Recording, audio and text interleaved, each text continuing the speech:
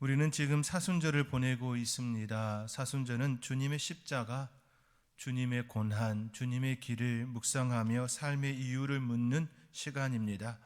다시 말해 사순절은 주님을 묵상하는 시간입니다. 그리고 주님을 닮아 가겠노라고 고백하며 결단하는 시간입니다. 그렇기 위해서는 먼저 묵상의 자리로 나가야 합니다. 주님을 묵상하는 그 자리, 하나님의 말씀을 묵상하는 그 묵상의 자리로 나가야 합니다. 여러분들은 묵상이 무엇이라고 생각하십니까? 묵상의 여정을 쓴 박대영 목사님은 그의 책 서두에서 이렇게 고백합니다. 묵상은 여정이다. 삶의 여정으로 그는 이렇게 고백하며 이렇게 글을 적었습니다. 묵상은 여정이다. 항상 현재 진행형인 여정이다. 시간과 공간 속의 여정이며 관계 사이로 난 길을 따라가는 여정이다. 목표가 있는 여정이며 가정이 그 목표만큼이나 중요한 여정이다. 순간순간이 그 목표이기에 그것은 실전론적인 여정이며 또 종말론적인 여정이다. 그렇지요? 우리의 삶이 늘 그렇지 않습니까? 지금 현재의 삶 그리고 앞으로 종말의 그때를 바라보며 나아가는 삶이니까 이렇게 또 고백하고 있습니다. 계속해서 그는 이렇게 이야기합니다. 시간의 합으로 평가되는 여정이 아니라 오늘의 나의 책임질 것을 요구하는 여정이다.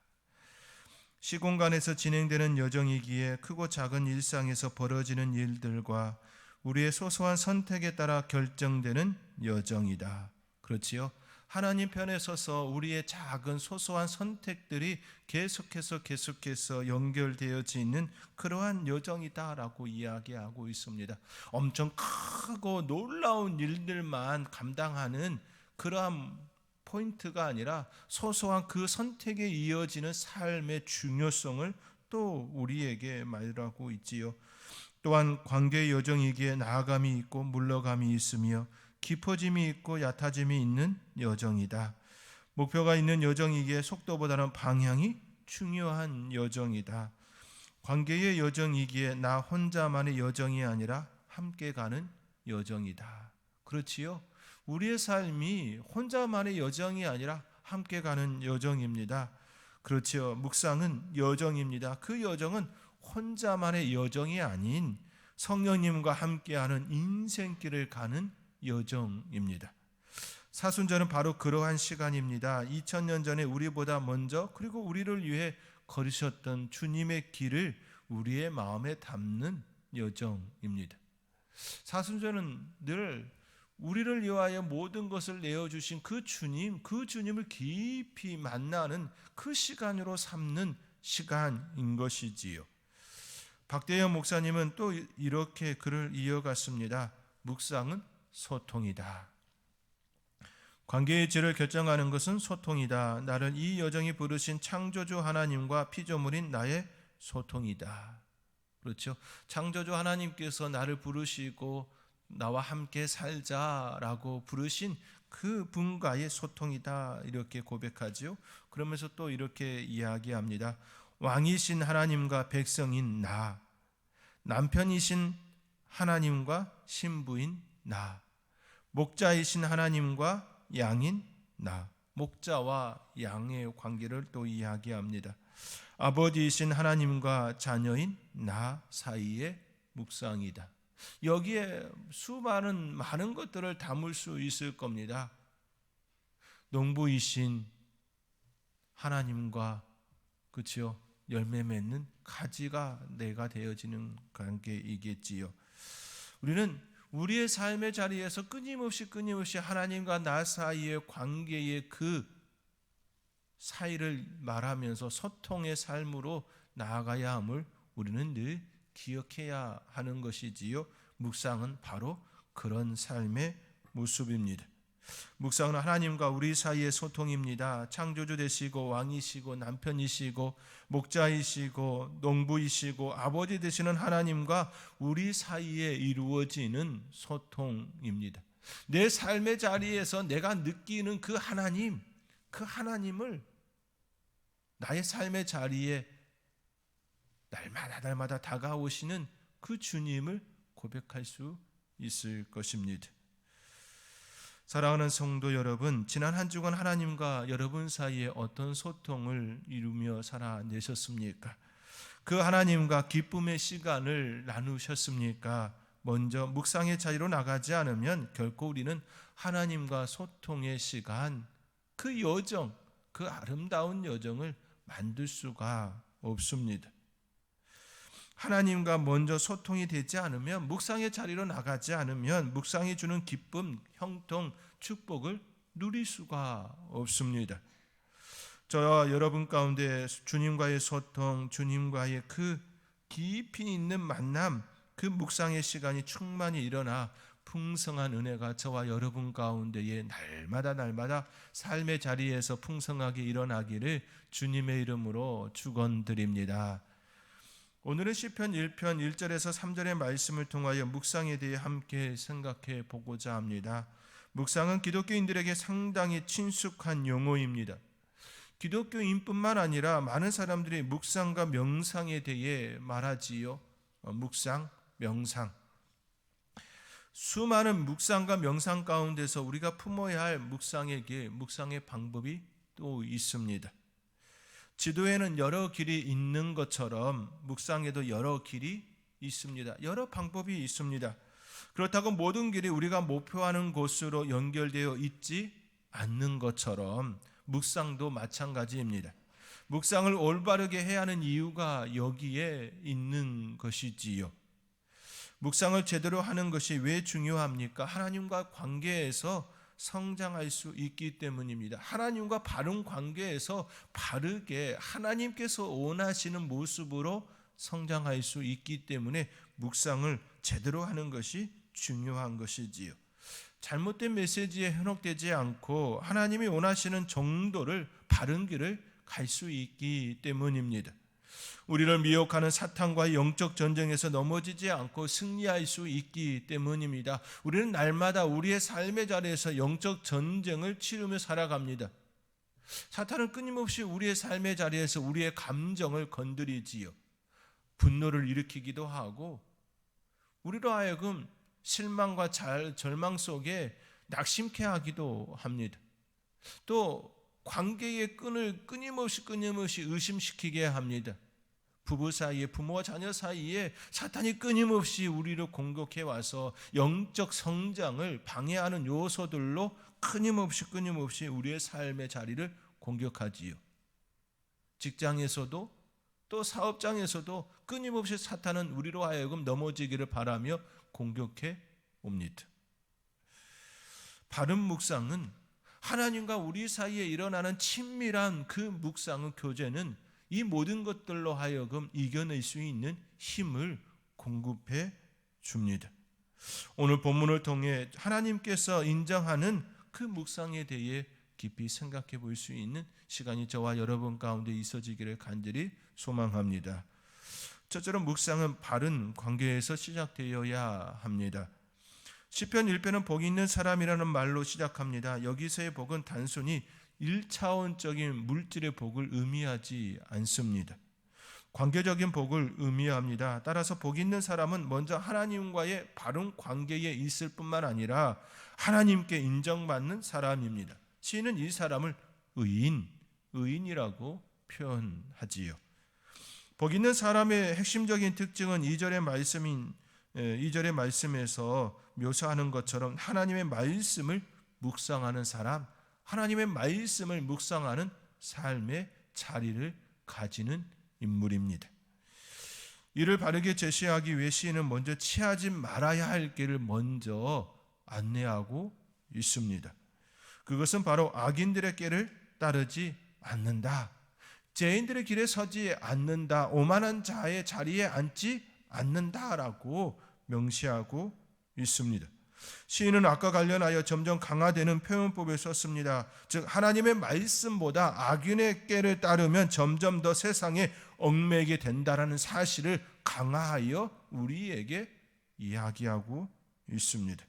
금묵자의 사자성어처럼 묵을 가까이 하면 검정이 묻을 수밖에 없습니다. 악인과 함께하면 악인의 삶을 따르게 됩니다. 따라서 하나님께 인정받는 묵상의 삶을 살려면 악인의 영향권 안에, 그 영향권 내에 들어가지 말아야 하는 것이지요. 내가 가까이 하는 사람들이 악인들이 많다고 한다면 우리는 시간이 지남에 따라 점점 더 그 굴레 안에 살아갈 수밖에 없을 것입니다. 그렇다면 악인, 죄인, 오만한 자, 그들은 누구일까요? 악인의 원어적 의미는 언약에 참여하지 못한 자입니다. 언약에 참여하지 못한 자, 여전히 죄의 상태에 놓여 있는 자라는 의미이지요. 쉽게 말하면 불신자를 여기는 뜻하고 있습니다. 죄인은 자신의 잘못된 행위로 징벌을 받아야 하는 습관적인 죄인을 일컫습니다. 계속해서 반복적으로 그의 삶의 자리가 죄로 물들어 있는 그 모습 말입니다. 오만한 자는 하나님의 말씀대로 살려고 하는 의인들을 비웃고 조롱하는 자들입니다. 열심히 신앙생활하고 있는 그들의 삶을 너 그따위로 이렇게 접근하는 것이지요. 악에 대해 점점 더 강화된 용어를 사용하였지만 4절 이하에서 시인은 이 모든 이들을 악인이라고 명칭하고 있습니다. 그렇지요. 그들의 삶의 자리가 우리와 가까워지면 가까워질수록 우리도 모르는 사이에 그들을 닮아갈 수밖에 없을 겁니다. 그러면 그들의 길을 따르고 길에 서며 자리에 앉는다는 것은 무슨 의미일까요? 깨란 영적, 도덕적 조언을 의미합니다. 길이라는 것은 어떻게 사는가를 말하는 관용구이지요.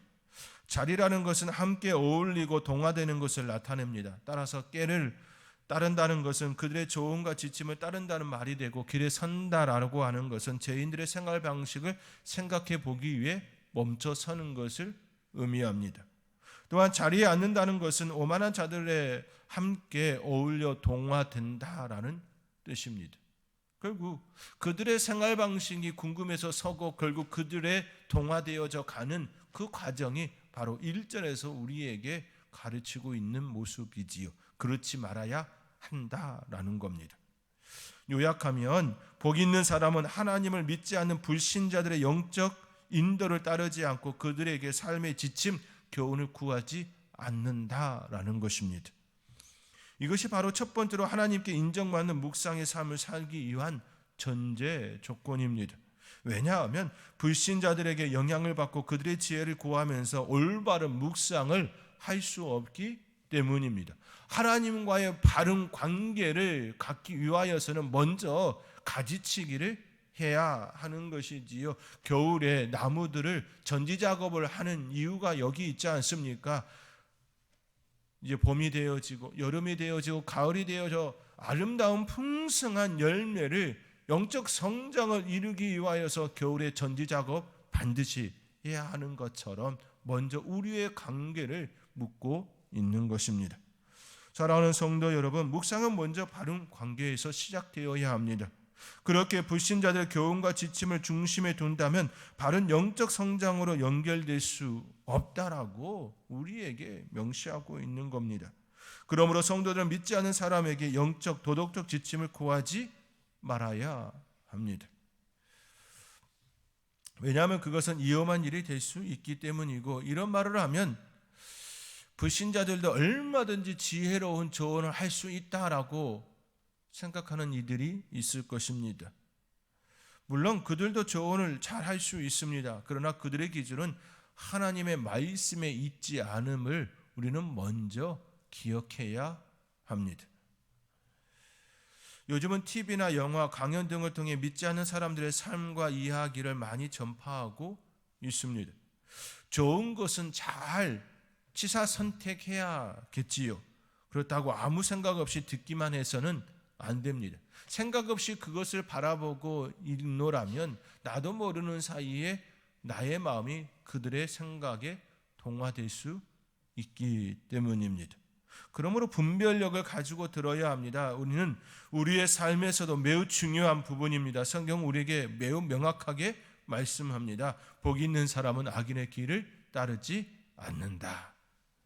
그렇습니다. 바른 묵상과 복이 있는 사람은 먼저 바른 관계를 세워야 합니다. 그 위에 말씀이 머무를 수 있습니다. 그 은혜가 저와 여러분 가운데 풍성하게 일어나기를 주님의 이름으로 축원드립니다. 둘째로 하나님의 말씀을 열정적으로 묵상해야 합니다. 1절의 말씀은 묵상하는 자에게 있어서 하지 말아야 할 것이 무엇인지 우리에게 안내해 준 말씀이라면 2절의 말씀은 반드시 해야 할 것에 대한 가르침입니다. 2절의 말씀입니다. 우리 함께 2절의 말씀을 우리 함께 읽겠습니다.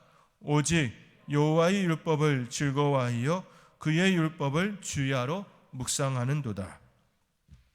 그렇습니다. 복 있는 사람은 오직 하나님의 율법을 즐거워하고 주야로 묵상하는 사람입니다. 여기서 율법은 언어로 가르침을 뜻하는 토라입니다. 토라. 이는 모세 오경과 같은 성경을 가리킵니다. 그러므로 하나님의 말씀, 즉 성경 말씀을 즐겁게 묵상하는 것이 하나님께 인정받는 묵상의 바른 길입니다. 우리가 하나님과의 깊은 교제를 위하여서 가장 중요한 것이 무엇이냐라고 할 때에 바로 하나님의 말씀이라는 것이지요. 기록된 말씀, 하나님의 입술로 우리에게 선포되어진 선포의 말씀이라는 것이지요. 2절의 말씀에서 하나님의 말씀에 대한 두 가지 태도를 우리는 찾을 수가 있습니다. 하나는 하나님의 말씀을 즐거워하는 것이고 다른 하나는 묵상하는 것입니다. 즐거워하는 것, 다른 하나는 묵상하는 것. 즐거워한다는 것은 그의 기쁨이 하나님의 말씀에 있다라는 것입니다. 하나님의 기쁨, 하나님의 소망, 하나님의 놀라운 보물들이 그 안에 담겨 있다라는 것입니다. 그러므로 그것을 우리가 취하면 취할수록 우리 안에 즐거움이 풍성해지는 것이지요. 우리 안에 기쁨이 충만해지는 것입니다. 왜냐하면 그 안에는 하나님의 기쁨이, 하나님의 보화가 담겨져 있기 때문입니다. 묵상한다는 것은 하나님의 말씀을 암기하고 조용히 중얼거리면서 그것에 대해 생각하는 모습을 묘사합니다. 시인은 주야로 묵상한다라고 증언하지요. 이는 항상 그렇게 한다라는 것입니다. 계속해서 말씀을 내 입술에서 떠나지 아니하고 계속 중얼중얼 계속해서 한다라는 겁니다. 계속해서 24시간 그 말씀이 나를 지배할 수 있도록 내 자신을, 내 마음을 그 자리에 놓아 놓는 것을 의미합니다. 낮에 길을 가거나 밤에 침상에 누워서도 말씀을 해상하고 그 의미에 대해 생각하는 것입니다. 이 두 가지 태도를 요약하면 하나님의 말씀을 열정적으로 묵상하는 것, 이렇게 표현해 볼 수 있을 것입니다. 바둑 좋아하시는 분은 머릿속에 바둑이 계속 움직인다라고 하더군요. 당구 좋아하시는 분들도 마찬가지로 반찬에 콩 자반이 올라오면 젓가락으로 당구 뭐라 그러죠? 이거 치는 것처럼 연습한다라고 하더라고요. 그게 계속해서 마음속에 자리하고 있기 때문일 겁니다. 마찬가지이겠지요. 우리의 삶의 자리에 내가 좋아하고 내가 마음에 끊임없이 품고 있는 그것이 우리의 삶의 모습 속에 자연스럽게 녹아 나올 것입니다. 그것이 말씀이어야 한다라고 우리에게 이렇게 접근해주고 있는 것이지요. 사랑하는 성도 여러분, 여러분은 하나님의 말씀을 열정적으로 묵상하고 계십니까? 그 말씀이 여러분의 삶을 이끌어 가도록 여러분을 계속해서 내어주고 계십니까? 아무리 바쁘더라도 신문이나 TV, SNS를 챙겨보듯 하나님의 말씀을 그렇게 챙겨보고 계십니까? 어떤 분은 날마다 묵상하며 살기에는 요즘 현대인들은 너무 바쁘다라고 말하는 이들이 있습니다. 맞습니다. 현대인들 너무 바쁘게 살아가고 있는 것 사실입니다. 그렇지만 신문이나 뉴스, SNS, 관심 있는 분야의 TV 프로그램, 영상, 유튜브 도서를 챙겨보는 것 쉽게 여러분의 일상을 볼 수 있을 것입니다. 또 어떤 분들은 이렇게 말하는 분들도 있습니다. 하나님의 말씀은 TV 프로그램이나 신문, 책, 영상처럼 실제적이지 않다라고 말하는 이들도 있습니다. 우리의 삶에 직접적으로 도움을 주는 그런 말씀이 아니다. 그렇게 매일매일 묵상하고 살아가는 것이 무슨 의미냐라고 말하는 이들도 있습니다. 실제로 그렇습니까? 실제로 하나님의 말씀이 실제적이지 않습니까? 결코 그렇지 않습니다. 인생은 거시적으로 보아야 합니다. 근시적으로 보는 세계가 아니라 멀리 보고 지금의 삶을 살아가야 합니다. 하나님의 말씀은 우리 인생의 전체 청사진을 그려줍니다. 멀리 바라보게 하고 그 안에서 지금의 삶을 살아갈 수 있는 힘을 공급하게 하는 것이 바로 하나님의 말씀입니다. 그 청사진을 가지고 삶으로 나가야 합니다. 그러할 때에 성령님의 인도하심을 더욱 우리의 삶의 자리에서 지금 경험하게 되는 것입니다. 매사에 말씀이 중심이 되고 기도의 삶을 살 때 거시적인 안목과 생활의 지혜를 성령님과 함께 경험하며 형통이 무엇인지 온전히 바라볼 수 있게 하는 것이지요. 하나님의 말씀은 우리로 하여금 거시적인 큰 안목을 전체 큰 그림을 그리게 합니다. 그리고 우리의 삶의 자리에 성령님이 친밀하게 인도해 주셔서 다가와 주셔서 지금 형통이 무엇인지 참 복이 무엇인지 경험하게 하는 것입니다. 그렇기에 히브리서 기자는 하나님의 말씀은 살아있고 활력이 있어 혼과 영과 및 관절과 골수를 찔러 쪼개기까지 하며 마음의 생각과 뜻을 판단한다라고 우리에게 증언하고 있는 것이지요.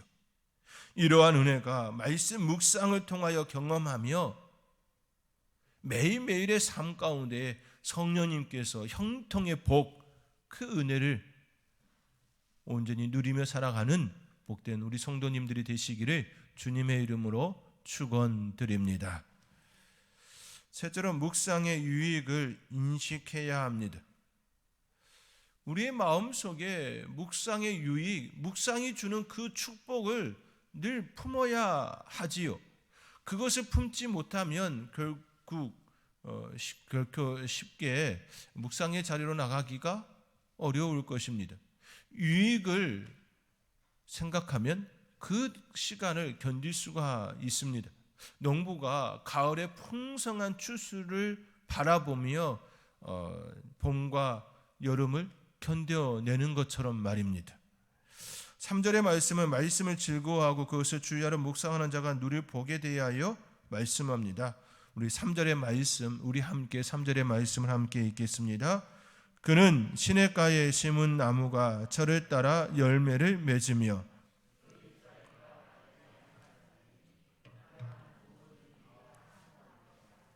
아멘. 오늘 본문에 소개된 시냇가의 시내는 히브리어로 펠레그입니다. 펠레그는 자연적인 강이나 우리가 흔히 알고 있는 그런 시냇물이 아닙니다. 우리가 자연적으로 생겨서 물이 흐르는 그러한 시냇물이 아니라는 겁니다. 인공적인 광계형 수로를 뜻합니다. 인위적으로 만든 그런 시내를 의미하지요. 팔레스타인 지역은 건조기가 되면 비가 전혀 오지 않아 강이나 시냇물이 완전히 마릅니다. 그러나 펠레그는 언제나 물이 흘러 넘치는 것이지요. 이는 마치 큰 저수지나 댐에 연결된 수로와 같습니다. 저수지와 댐에 물이 고갈되지 않는 이상 계속해서 물이 공급받아 마르지 않는 시냇물이 유지되는 것이지요. 댐과 저수지의 물이 마르면 그 수로가 마르게 되겠지만 댐과 저수지에 계속해서 물이 있다면 그 수로는 계속해서 흘러넘치는 물이 될 겁니다. 이렇게 접근해 주는 것입니다. 펠레그, 이것은 우리 하나님께서 우리를 위하여 우리 하나님께서 친히 내어주신 수로라는 겁니다. 우리를 위하여 친히 내어주신 파이프라인이 된다라는 겁니다. 우리의 삶의 공급처, 영양분을 끊임없이 주시는 파이프라인이 우리 하나님이 되시겠다라고 말씀해 주시는 것입니다. 벨레그는 바로 그런 의미를 담고 있습니다. 그는 시냇가에 심은 나무가 철을 따라 열매를 맺으며 그 잎사귀에 마르지 아니함 같으니 그가 하는 모든 일이 다 형통하리로다라고 하는 것은 우리 하나님께서 주시는 그 영양분을 받고 살아가는 그가 이렇게 될 거다라는 겁니다. 친히 우리 하나님께서 수로가 되어주시고 파이프라인이 되어주셔서 공급해 주시겠다라고 하는 그런 말씀인 것입니다. 마르지 않는 언제나 물이 흐르는 물가에 심겨진 나무를 한번 생각해 보시기 바랍니다. 시인은 시냇가에 심은 나무는 철을 따라 열매를 맺는다 묘사합니다. 그리고 잎사귀가 마르지 않는 나무로도 묘사합니다. 이것이 바로 하나님의 말씀을 묵상하는 자에게 주시는 하나님의 축복 형통입니다. 바로 생명력이 넘치고 열매 맺는 삶의 모습입니다. 시인은 3절 마지막에 또 이렇게 고백합니다. 그가 하는 모든 일이 다 형통하리로다. 다 형통하리로다. 여기서 형통한다는 것은 일반적으로 생각하는 개념이 아닙니다. 즉 모든 일이 자기 뜻대로 되는 그런 개념이 아닙니다. 하나님의 인도하심과 보호하심 속에 이루어지는 축복입니다. 왜냐하면 이미 그 사람은 자신의 뜻대로 행하는 삶이 아닌 하나님의 말씀을 묵상하고 그 말씀을 기반으로 삶을 살기 때문입니다. 이미 그 삶은 자신의 뜻대로 살겠다라고 살아가는 모습이 아닌 하나님의 말씀을 묵상하고 하나님과의 교제 속에서 내가 하나님의 뜻대로 살겠습니다라고 살아가고 있기 때문에 이미 그 전제가 나의 뜻이 중심이 아니라는 것입니다. 이미 하나님의 뜻이 중심이 되어진 삶을 살아가고 있기 때문에 하나님께서 주시는 그 형통은 나의 뜻이 이루어지는 것이 아니라 나의 뜻을 하나님께서 역사하여 주시고 조정하여 주셔서 하나님의 역사가 하나님의 능력이 임하여진 삶의 모습을 말하고 있는 것입니다. 사랑하는 성도 여러분, 여러분은 무엇이 형통이라고 생각하셨습니까? 무엇이 축복이라고 생각하셨습니까? 혹시 여러분이 바라고 원하는 대로 되는 것이 축복이고 형통이고 잘됨이라고 생각하지는 않으셨습니까? 그렇다면 그것은 진정한 축복이 아닙니다. 내 마음대로 내 뜻대로 되는 것이 축복이라 여기는 그 순간 우리는 신이 되어야 합니다. 우리 뜻대로 우리 마음대로 되어지기를 원한다면 내가 먼저 하나님이 되어야 합니다. 신적인 존재만이 온전한 자기 컨트롤을 할 수 있기 때문입니다. 인간은 불완전한 존재입니다. 그렇기에 자신의 뜻대로 되는 것이 축복이 아님을 먼저 우리가 인식해야 합니다. 자신의 뜻이 하나님의 뜻 안에서 조절되고 더 좋은 모양과 방법으로 펼쳐지기를 간절히 소망하며 하나님께서 내 삶의 주관자가 되어 주셔서 좌우하여 주시고 그 은혜가 임하여지기를 바라는 것, 이것이 형통입니다. 그렇게 우리가 하나님의 말씀을 묵상하고 하나님의 뜻이 내 삶에 이루어지기를 원합니다. 내 가정에 이루어지기를 원합니다. 내 사업장에 이루어지기를 원합니다. 나의 자녀들 가운데 이루어지기를 원합니다라고 고백하며 묵상하는 것이지요. 우리가 날마다 하나님의 말씀과 하나님과 교제하는 이유는 바로 여기에 있는 것입니다. 이러한 은혜가 저와 여러분 가운데 풍성하게 일어날 수 있기를 주님의 이름으로 축원드립니다. 이제 마지막으로 탈무드에 나오는 하나의 이야기를 들려드리며 말씀을 마치고자 합니다. 어떤 나라의 한 임금이 스라의 딸 하나를 두고 있었습니다. 딸은 중병에 걸려 곧 죽을 것 같았습니다. 딸의 상태를 진단한 의사는 진기한 약을 구해 마시지 않는 한 가망이 없다라고 진단합니다. 그래서 왕은 자기 딸의 병을 고쳐주는 자에게는 딸을 주고 또 자신의 왕위를 물려주겠다고 선포합니다. 먼 지방에 3명의 형제가 살고 있었습니다. 맏형은 아무리 먼 것이라도 볼 수 있는 망원경을 가지고 있었습니다.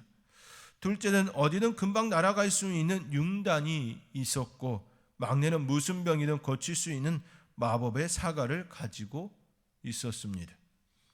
어느 날 맏형이 만원경으로 공주가 병에 걸렸다는 방을 보고 동생들과 의논한 후 둘째의 마법의 융단을 타고 왕궁으로 날아갔습니다.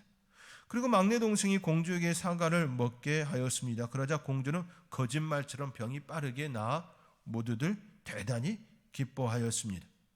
왕은 이에 잔치를 베풀고 이들 삼형제 중 사이로 삼을 사람을 고르기로 했습니다.